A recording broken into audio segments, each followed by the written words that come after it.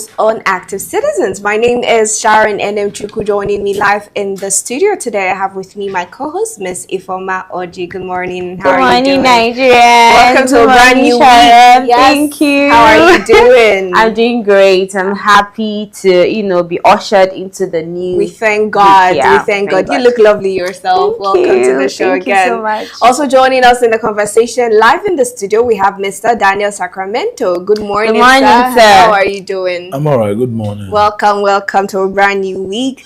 We're going straight to the discussions for this morning. Over the weekend, we saw that the Independent National Electoral Commission declared Christopher Mike Alangu of the All Progressive Congress as the elected chairman of the Abuja Municipal Area Council. Now, he did that, snatching the seat with a record of 40,295 votes out of the total number of valid votes, which was over 60,000. Now, in that same vein, we saw that the African Democratic Congress came second with over 12,000 votes, and finally the PDP coming up with over 3,000 votes. Now, there's a whole lot of controversy surrounding this particular election. It was so much over the weekend, and we're going to take a look at a video where allegedly policemen came to tear gas voters at a polling unit in Abuja and running away with their sheets. Anyways, we'll have a look at that video and come back and take our views.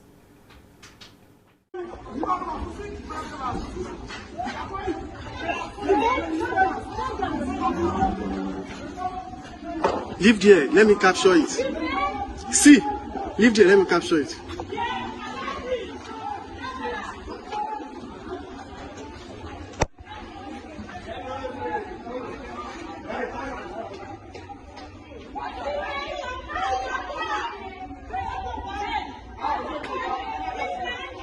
Right now. Speak louder, please. APC came here with security, with right? security, armed gunmen. They came and picked our result sheet that we were completing. Just now, they tear gas everybody. They picked our result sheet and went with it. So you were here also, right? Civil defense and police. Yes, and police. Civil defense and police. So I captured the video. So this is a PDP. So the police and the civil defense, they came all of a sudden and destroyed the process in a policy because PDP are winning. So they tear gas everyone. See,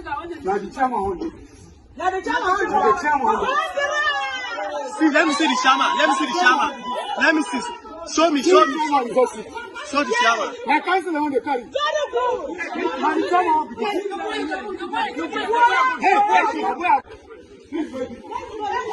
See, leave here.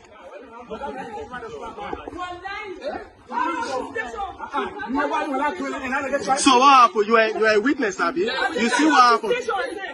We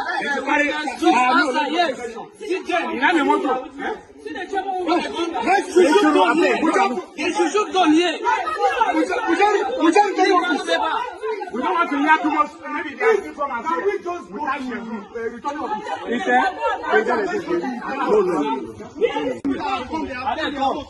have done their work. They will not come back again. They have gone. See.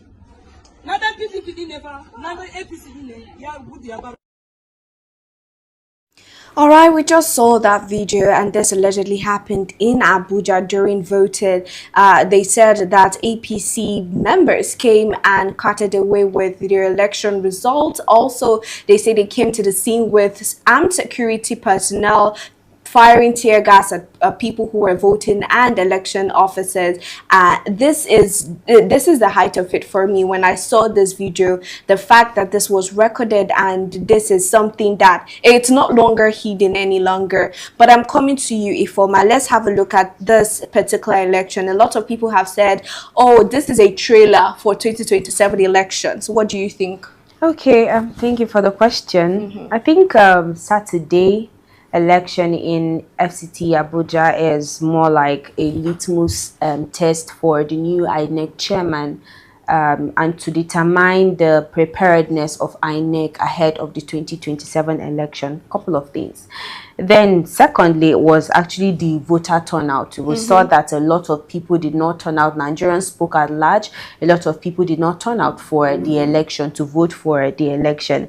And then another thing is disenfranchisement. A lot of people were disenfranchised. I saw videos of where a certain man was complaining about the fact that they barricaded the area that was leading to where he was supposed to vote, and how the FCT minister did not allow a lot of people to vote. And a lot of areas that people were supposed to, vote, they said they changed the location 24 hours before the election. So that is a lot of, how am I going to put it, disenfranchisement for the people of FCT. And then I heard that INEC equally deployed EFCC personnel, that is on the logistics aspect, to observe the election and ensure that they arrest thugs and people that will come and disrupt the peaceful election process, which we didn't see any of that. Rather, we saw a lot of violence. But what do you have to say with an FCT minister that came out the other time? I think we took the story last week and said that he will ensure that no other party wins except APC, that no other party is going to win the election. So it's clear that he kind of brought that into fruition, what he said, the promise he made. But another thing again is INEC's preparedness, because like I said earlier, it was more like a litmus test for the 2027 election and to test the new electoral amendment law for 2026. But we saw everything. It came crashing because there was a lot of violence, there was a lot of voter apathy, there was a lot of disenfranchisement during the election. So I think I'll just stop here for now. Thank you very much, Ifoma. I'm going to have your take, Mr. Daniel Sacramento, but we'll take a look at another video where we're seeing a man in the video saying that Wike disenfranchised the people in Abuja and stopped them from voting. Let's have a look at that video and come back to the studio. The minister defranchised a lot of people from voting. I live in Maraba. I have my polling booth at Zone 1. Zone 1. Since the inception of voting in the FCT, I normally leave my house for voting 5 a.m. to that place. But in Wike, the minister blocked all the access route to the FCT. 8 p.m. on Friday. Till the following day, 6 o'clock. Because he knew what he was planning. That's an intention. What he has been doing in River State, that's what he brought in the city. For years, for the past 5 years, I've been voting. Me and my wife leave my house 5 a.m. We'll go and step to the other place till 8 a.m. when the election will start. But Friday, so not entry to FCT. It's very unfair. Very, very unfair. Well, the minister has already done what he wants to do. He has fixed all the people he wants to. It wasn't a free and fair election, as far as I'm concerned. Because many percentage of people who worked in the FCT live in the Maraba, which most of us, we are paying our tax to the national state government. The government is aware. 60 or 65% of workers in the FCT live in Maraba. So why must you block the access route to FCT? 8 p.m. on Friday. Till the following day, Saturday, 6 p.m. This is very unfair. As far as I'm concerned, the election was not free and fair. We just saw that in that video, and I'm asking Mr. Daniel Sacramento, based off of everything that you've seen on social media and the facts that we have online, do you agree that it was a free and fair election, or do you disagree to that? All right, thank you, Sharon. Nigerians should just brace up because the worst will still happen. This is just a tip of the iceberg in what we're still going to see that is coming. It's just to tell you that there's not going to be a free and fair election in 2027. This one is just a child's play for what people have seen. Now, I don't like when people or the political party comes on board to start crying wolf, when they know that there is no time these things will stop or there's going to be a change. Because everybody has turned to a hawk. People do not care for anything rules of law, constitution, or whatsoever, because the level of democracy and the level of what we practice in Nigeria is not something any sane human being should be proud of. At all. In the name of democracy, in the name of election. This is the only country where people in government perpetrate devilish acts without anybody questioning it. Nobody. You just had a man. How can you place a ban, a curfew from 8 p.m. and shut everybody out? And the same people, you went on with the election when people have been disenfranchised. How they got the 40,000 whatsoever they said they got, it's only with the low turnout. With the low turnout that everybody knew there was a low turnout. So how come about the 40,000? So you see, I don't want to stress myself too much because I already have headache. I don't want to stress myself with all these things. The truth about it is that Nigerians should wake up. Because what we are going to see in 2027, this one is just sucking feeding bottle to what is you are going to see. Go and mark my word somewhere. The truth about it is that there is no rules of law. And there is no way you'll be fighting. There is rule of law. I'm coming. There is no rules of law. The only time you see rules of law is when the government is pursuing a poor person. Whom they or the opposition. Or the oppositions. Okay. Now, oppositions, if you like, be speaking grammar, be parabolating and be saying anything on the social media and all these things. You know, go work. It's either this is a fight, and when you are fighting, you don't apply makeup and all these things to fight a deadly fight. You roll your sleeves. You have to roll your sleeves. You have to wear rags to come out and let's fight this fight. Otherwise, all this grammar and all these things will end on the pages of newspapers. Because one, they have every apparatus under their fingertips. So how do you wrestle this thing out of their hands? How do we correct the errors? You can't correct errors from outside. You must be inside to correct the errors. Because if you see that this country and the level of people we have in power are so many people who are even worse than bandits and terrorists. They are worse than them. These are people who should be imprisoned. These are people who should have been banned completely from anything elective positions until they should be in correctional center where their mindset, their brains will be, will be resetted, and let's know if we will have fresh air in the country. I'm going to leave us with a quote I saw based off of the Bible, and I'm going to prompt a video where we're seeing Wike with all of the allegations against him rigging the election. Well, it says it will take another strong man to rescue the helpless from the house of another strong man. Let's take a look at that video from Wike. It's not good for somebody. You wake up in the morning, you wake up in the afternoon, you wake up, you just comment without really knowing fully what has happened. It was Mr. President approval that said, look, the movement should be restricted because of security report that people are trying to bring in hoodlums. Mr. President said this is what should happen, not to me. And he did not even read the speech. Just to tell you, busybody. I want to say, it's not everything you must comment. If you must comment, go and find out actually what happened. If you look at it, by the approval of Mr. President, he has said restriction from 8 p.m. on Friday. And that was a work-free day. so that they can go back to their various area councils and participate in the electoral process.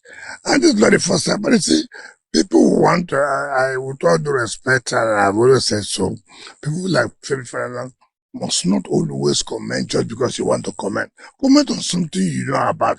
Comment on something you have facts. You can't just wake up here, somebody say this, without even you verifying, investigating before you make comment.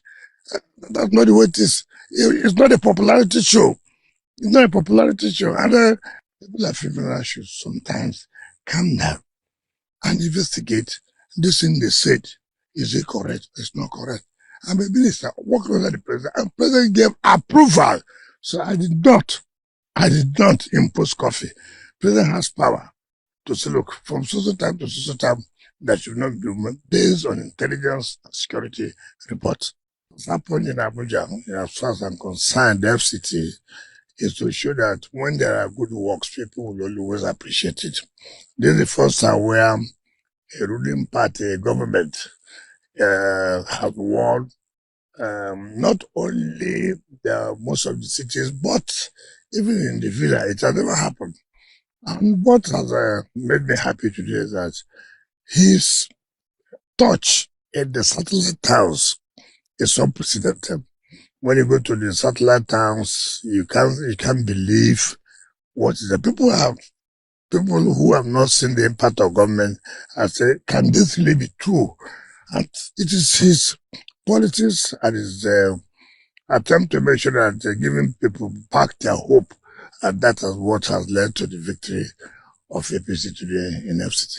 Because I've never had any doubt. I do know that the Rebel Coalition will always take the day. And like I've said, the conduct was free, was fair from the reports, but I do know that there's no day, if you put an election, that the Rebel Coalition will not. We're not talking about it. In River State, we'll make sure that everybody. All right, now we've just listened and watched that video from Nyesom Wike, FCT minister, addressing claims that he was behind the curfew imposed in Abuja. And, you know, he said a lot, and I hope we're able to grasp what he said. But coming to you, Ifoma, right, let's talk a little bit about the allegations against Wike, his involvement in this election, the curfew, the stance of the president, and all of that. Okay, couple of things. Yeah, we saw a video where he was saying that he wasn't the one that ordered the curfew, that it was the president. But if you're asking me who ordered the curfew and he's denying it, who should I then ask? But the president came out to commend him for his effort, his leadership during the election, you know, process, how he was able. I don't know whether he was commending him because he delivered APC in the election, in the polls, or maybe he was commending him because of the curfew, or he was commending him because of the rigging. I don't really know the violence. I don't know what he commended him for. But for me, as far as I'm concerned, Wike is somebody that I think should have been arrested for that particular single statement of his that he will never allow any other party to win. I think he should be in police custody by now. But you see the kind of system that we run, the president is even coming out to commend him. But that aside, what I saw too in the whole election was this executive interference. If you notice what was happening on Saturday, Wike was moving around all the polls. And how is it that you implemented curfew in different in Lagos, in Abuja, and you are still moving around to observe elections? Is it supposed to be moving around to observe the elections? I don't really know. Maybe a lot of people in the comment section can tell us if he has that right to move around during election that is not even his own election, or some other thing. That is another one. And then another thing is the security agencies. I think I heard that they deployed over 29,000 police men in Abuja to observe this election and ensure that there is peaceful, process in the electioneering this thing. But we saw that there were a lot of violence. So what is it that those people were doing, the police that were deployed, what is it that they were doing at different polling units? Were they safeguarding people or rather tear gassing people? These are the questions that we need to ask. And it's high time Nigerians see clearly that this whole Electoral Act of 2026 is not holding water at all, because I said earlier that this was supposed to serve as a litmus test, but we saw the manual collation. I even saw one where it was more like a child scribbling in paper, the manual collation, the from EC8A, which is what was passed as, you know, the new law for I want Electoral to Act. also even talk about, sorry to cut you short, about the network, right? And about transmission to the IREV. How effective did you think that was over the weekend? I don't think that was effective, because I saw in the news, that should be on Arise News, where they said that a certain area, they switched off the internet in some certain areas. So they were saying that there was no network, that network was terrible in those parts, so which is still resulting to that manual collation process. And Nigerians, this is what Nigerians have been fighting over. We don't need this manual collation. We need e-transmission of electronic election results. But I mean, Nigerians are seeing it clearly, and if something is not being done, maybe by INEC, by EFCC, or the president, I don't know the institution that is going to, the architecture that they are going to employ to ensure that Nigerians witness, at least for once in their lives, free and fair, credible election in 2027. Because if it is not being done, 2027, the way I'm seeing it, Mr. Sacramento has already said it, that this is more like a child sucking feeding bottle, as what we saw in this election in Abuja, compared to what will come in 2027. But the reaction of the people is what I'm telling you, that is more than what we are going to see. This one, like, it's just little, but reaction of people is what we are going to see. So that's actually my next question. Let's talk about the reaction of people with this particular election.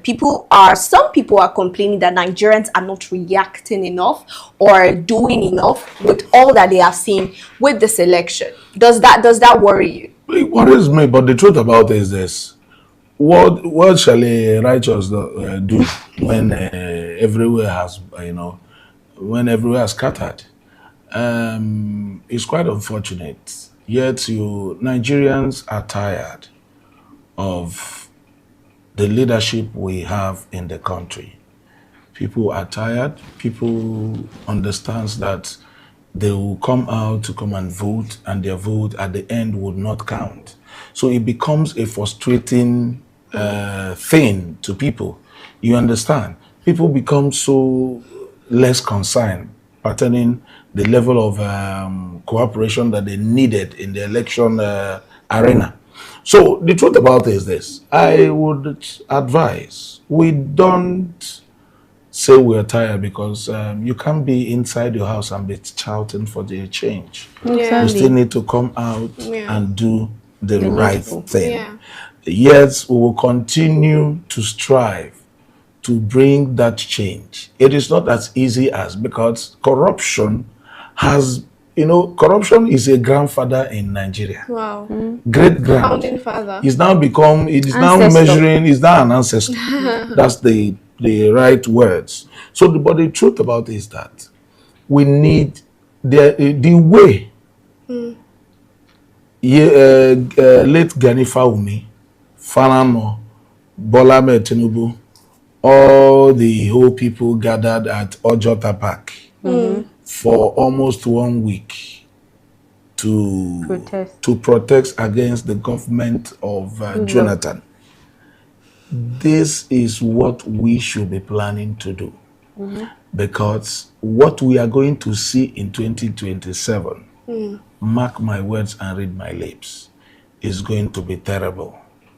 And that is the truth. And bet me you, this present administration is not ready to prosecute anybody at all until after 2027. That is when, if they come into power, they will now begin to check the people, the level of cooperation you brought into the election or not. Then they will now know how to face you. Wow. Remember, I said there is nothing independent about INEC. This one that has come will be the worst that we're going to see. The new INEC chairman. This INEC you are seeing presently will be the worst INEC Nigeria would have ever imagined. Watch it. All right. And what they're going to do. Okay. So the truth about it is that Nigerians, we should not rest on our oars. We should continue to press till the right thing is being done. But we have to brace up in this fight. Exactly. We have to come out to fight the fight. We don't have to give up. We'll keep pushing till something happens. And we're not rounding off. Okay. We want to take a look at a video Okay. where we're seeing the programs officer in person of David Emefiele giving his takes on this just concluded elections. Let's have a look. Yesterday's election was characterized by several issues. First off was the low voter turnout. We saw like a huge disparity between people that were accredited, people that were also registered, and as well as people that came out to vote. We saw in several PUs where we had PUs of people who had 768 people and only 30 people came out to vote. We saw that in various councils in Abaji, in Kuje, in Amak as well, in Gwagwalada and in Kwali.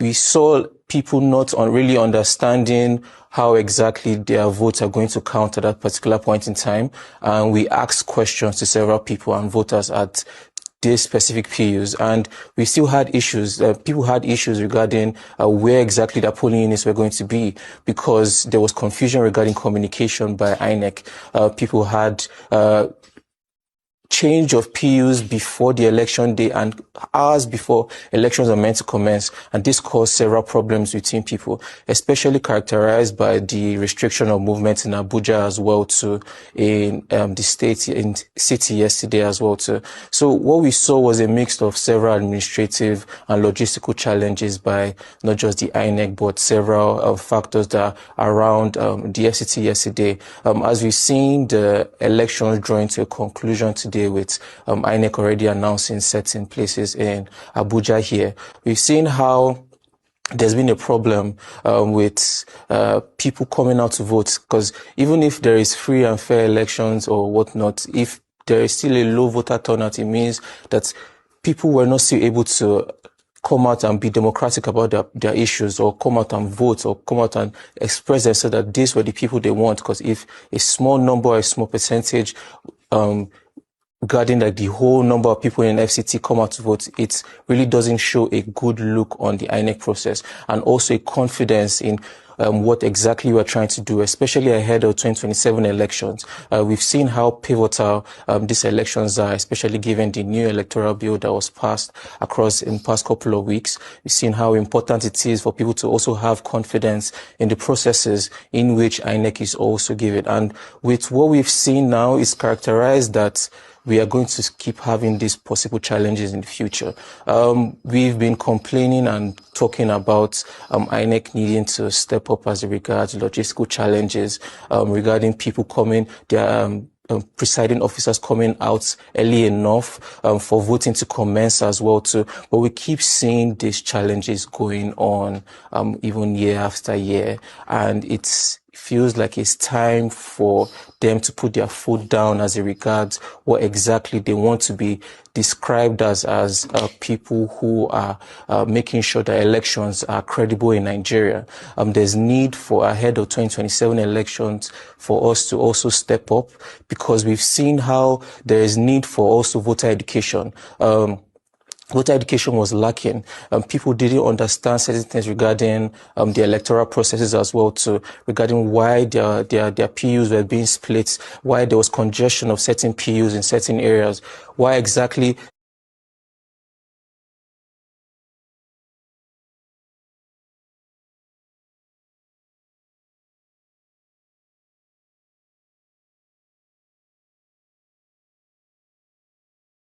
APC winner, right? If you have 40,000 voters or 60,000, according to what they said, it's not really a low turnout. It means that people came out. 60,000 people is not a small number. So if we have such number, how is it then that we are still talking about low turnouts? Rigamos. I don't know if there's a word like that, but I just, try to summarize what you just said right now. Well, it's clear indication that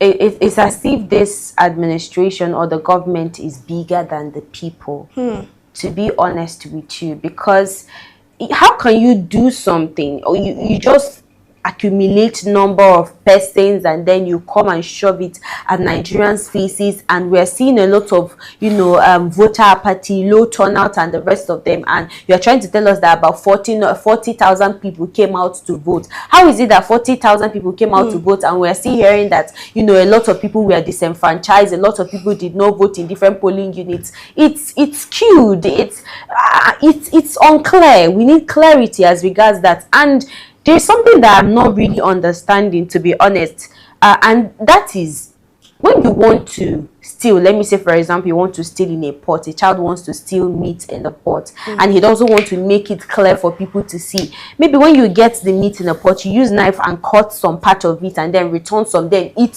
some. But you could see clearly here, it wasn't what we saw. We could see clearly that you stole people's mandates.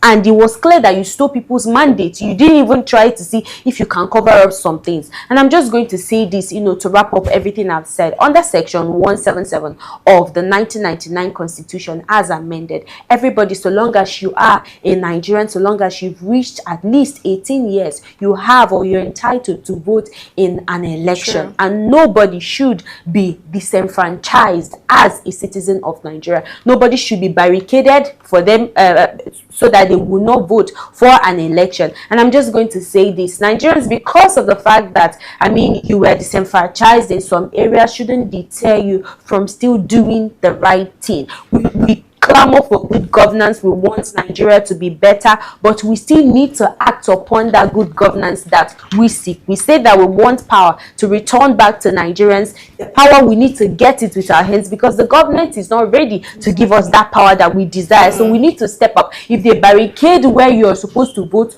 I beg, tear down the barricade and go and vote. You understand? You cry for your vote to be counted, or for your vote to count. You need to step up and step out for your vote to really, really count. All right. Now, Mr. Daniel Sacramento, lastly, there is another video that I saw, but because of time, we might not display that. It is where we're seeing people accusing the APC of vote buying, that in some polling units in Abuja, that they came out to buy vote and all. But if you remember, this vote buying issue was also part of the Electoral Reform Act that they wanted to fix, and they wanted to give punishment for vote buying, which was jail term and a fine running in millions. But the Senate crashed that out, and we're still seeing vote buying. Did you think that with the Reform Act, or the sitting that the Senate did, it has in any way positively affected the way we see things or the way we run elections, seeing that we still have the vote buying, which if they had voted yes on, there would be severe consequences for those who were caught trying to buy votes during this election? Sharon, there's no need to speak too much grammar. Vote buying will not stop. Go and mark it. That is the truth. It won't stop. In fact, we're going to see more advanced vote buying come 2027. We're going to see more advanced one. I'm telling you. Now, the truth about this is this. Until the right set of people gets into power, we will still be coming here to speak grammar on daily basis, and nothing will happen. That is the truth. It's true. You see the kind of house people in this House of Senate. Are these the kind of people that will give us quality representation? Are these the kind of people that will look at us and say, these people are taking us to promised land? This is one step forward and 20 steps backwards. That's the kind of people we have today. And I bet you, they don't have feelings for Nigerians. Everything you say they're doing is just for their own selfish interest and for their party. Now, how can you call a result when they said they told you a lot of places there are manipulations and there are a lot of irregularities, and we see police carrying ballot box and things like that. The police actually even touching that ballot box alone, that center already has an issue because it's not their duty to handle whatsoever that looks like. You saw people being tear gassed. You saw a lot of discrepancies here and there in the election. And somebody comes up to, please, it's quite awful. The truth about it is that both telling the oppositions, stop going around Crying foul. Crying foul. Get ready, brace up. This fight, you have to take it to them. Any way they want to do it, we will match them, and let's see how it goes. But I've just told you, the protests, very, very quality protests, should spring up till the right thing is done in this country. Anything short of that, we will still continue where we have stopped. Nothing will change. And that is the truth. A lot has to, Jonathan brought up something that so many of them argued, and they didn't want him to see the light of day. He said a single tenure of 6 years for every president. Yeah, you can't rerun. And you can't rerun till another 10 years. It happens in some countries. It should be in such manner so that you will get the best of people. Because you look at this country today, it is the people who started milking this country since 1960. So many of their descendants and their family members are still there today. So many of them are even older than the country. Nigeria is just 60-something years old. You see 70-something now being 80. The president of 80-something, being the president of a country. So it shows you that we are not making progress. That is it. We are not really making progress, and that's the truth about it. So nothing is going to change. Vote buying will continue. They will only catch those people that have no backup, and those are the people that will come and project to us that are the culprits, that the ones they caught. But we know that somebody is sitting down somewhere funding all this things.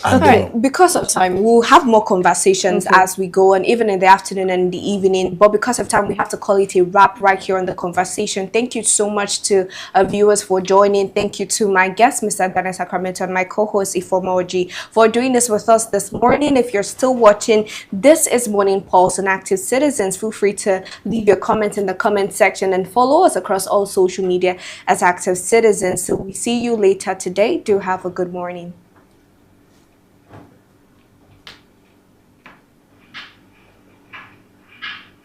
Who are they agents? We don't have business. Abba, if you don't have business, they don't fear. What doesn't matter? You go call, you go cry for another one. Why are you afraid? Why are you afraid? How can they be doing that?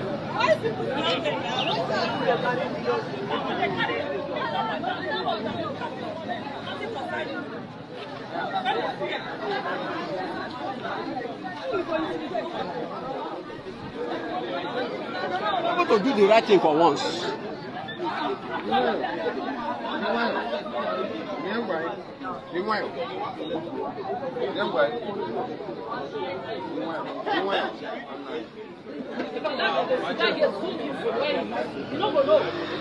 I just say pass my teeth to make up. I'm not capturing you. You are just okay. And that girl, they've been wanting the girl since. They've been wanting that girl since to shift away from that. But they are security agents here now. Why didn't they arrest them?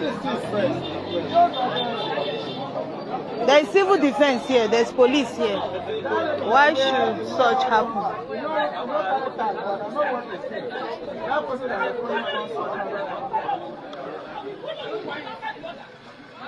Even now, Madam, you don't call them for here. You see they follow them go side. It's like you have. It's okay. It's okay. Go some people they are going. You are still following them. You have any problem? Calm down now. You are doing right thing. Do the right thing for your people. This is nonsense you are doing. You are doing nonsense. Are you okay? What are you talking about? What are you saying? What are you saying? Don't worry. You are talking rubbish. Look at this town. People are talking, they are going. You see them follow them. Just go back.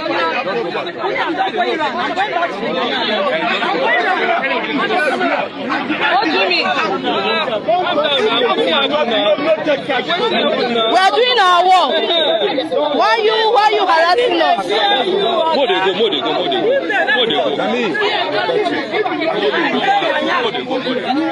Let's go. Leave them. You don't do.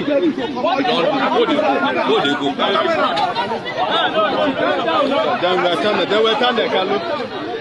Go drop your thing and leave. They don't collect your phone and break